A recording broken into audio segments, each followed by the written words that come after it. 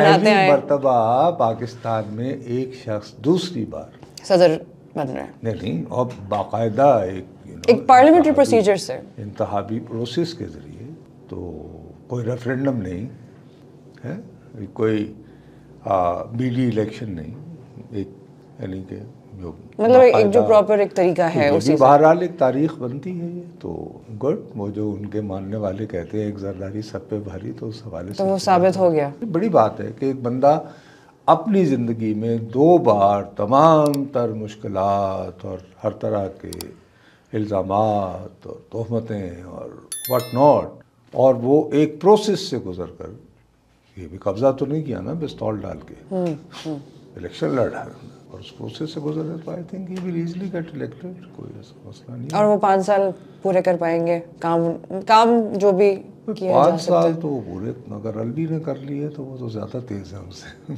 अगर आरिफ अलवी जैसा बंदा 5 साल पूरे कर सकता है तो खुदा का खौफ करो। आसिफ अली जरदारी बहरहाल अल्लाह ने सेहत उनकी रखे, तो मेरा मुझे तो I don't see any issue. वो आरिफ अलवी से तो कहीं ज़्यादा स्मार्ट है, आरिफ अली से कहीं ज़्यादा स्मार्ट है।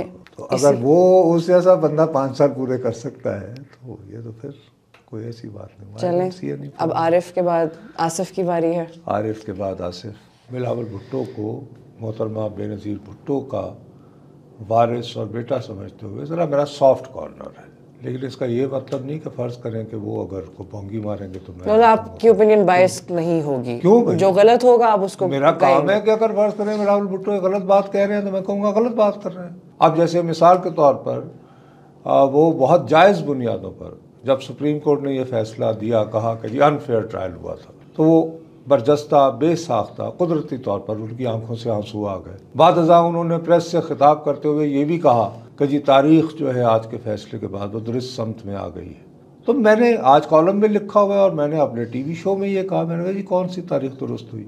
क्या सुप्रीम कोर्ट ने नाम लिया उन लोगों का जिन्होंने साजिश की थी कि इस तरह घेरना है एक शख्स को?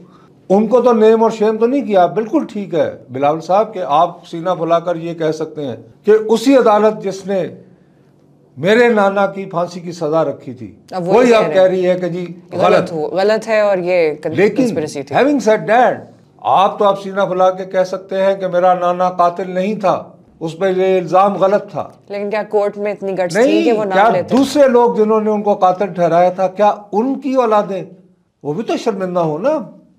Are they being named and shamed? No. मैंने कहा तो मैंने कहा भाई ये तो शायरी है, बस ठीक है कि लिटिस्ट है कि आपको यस बड़ी बात है कि आपकी जो है वो विंडिकेट हो गया है हिस्टोरिकली कि आप तारीख की नज़र में आपके नाना बेगुनाह ठहरे।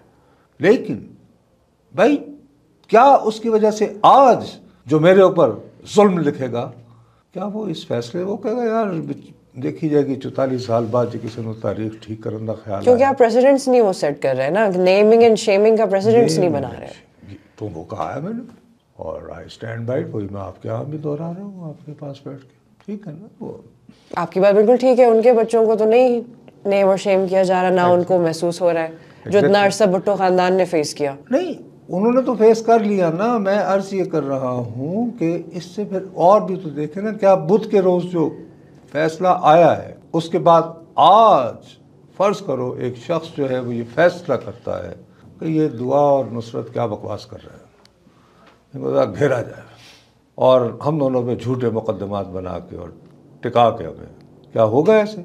नहीं होगा। उसके दिल में खौफ आएगा? नहीं आएगा। तो क्या फ़ायदा? बस ठीक है, एक शायरी की हद तक जी के बहलाने को गालिब ये ख्याल अच्छा है, लेकिन बहरहाल उनकी अपनी एक सोच है और वो एक हवाले से दुरुस्त भी है कि भाई तारीख़ पे हम, चूँकि भुट्टो साहब भी ये कहते थे कि I don't want to be ashamed before history. जब उनको ऑफर्स वगैरह हो रही थी कि भाई मुका कर लें कुछ, तो वो कहते हैं कि जिस दज से कोई मकतल में गया वो शान सलामत रहती है, तो उनकी शान सलामत रही। लेकिन मैं कह रहा हूँ एक आम पाकिस्तानी के तौर पर, यहाँ का आम शहरी के तौर पर, क्या बुध का फैसला जो है वो मुझे ये इत्मीनान देता है कि मैं अपना हक़ इज़हार जो है बिला खौफ इस्तेमाल कर सकता हूँ? नहीं बीबी, बिल्कुल। अगेन एज ए लेमैन वही बात हो रही है। और ये तो फिर भाई बात ये है कि ये बिलावल भुट्टो जरदारी थे, आसिफ अली जरदारी ने बतौर सदर पाकिस्तान रेफरेंस भेजा हुआ था सुप्रीम कोर्ट ने, सुप्रीम कोर्ट में उसकी सुनवाई नहीं होती रही, फिर तारीख का हसीन इत्तेफाक ये होता है कि काजी फायज ईसा साहब चीफ जस्टिस बनते हैं, वो कहते हैं चलो यार तारीख दुरुस्त करवा लो।